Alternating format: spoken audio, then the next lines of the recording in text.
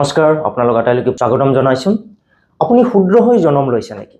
আপুনি নিজ জাতিৰ নে আপুনি উচ্চ জাতিৰ? জন্মসূত্ৰে কোনোবা উচ্চ হ'ব পাৰে নেকি? বা জন্মসূত্ৰে কোনোবা নিজ হ'ব পাৰে নেকি? চতুৰ্বৰ্ণনো কি? আহকচোন আমি জানো। স্বয়ং ভগৱান শ্ৰীকৃষ্ণই শ্ৰীমদ ভগৱত গীতাত কৈ গৈছে, চতুৰ্বৰ্ণং ময়া সৃষ্টম গুণকৰ্ম বিভাগস্য। গীতাৰ ৪ৰ্থ অধ্যায়ৰ ১৩ নম্বৰ শ্লোকত স্বয়ং ভগৱান শ্ৰীকৃষ্ণই এইদৰে কৈ গৈছে।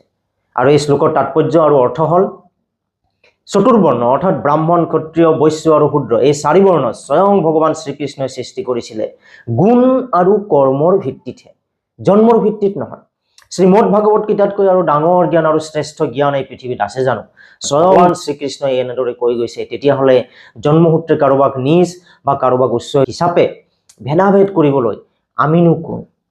গতিকে আহক আমি এখন জাতিভেদবিহীন এখন সমাজ গঢ়ো, তেতিয়াহে প্ৰকৃত কৃষ্ণ ভক্তি হ'ব। ওম নমো ভগৱতে বাসুদেৱা। আপোনালোকৰ দিনটো শুভ হওক, মংগলময় হওক, তাৰে কামনাৰে আজিলৈ সামৰিছোঁ। ধন্যবাদ।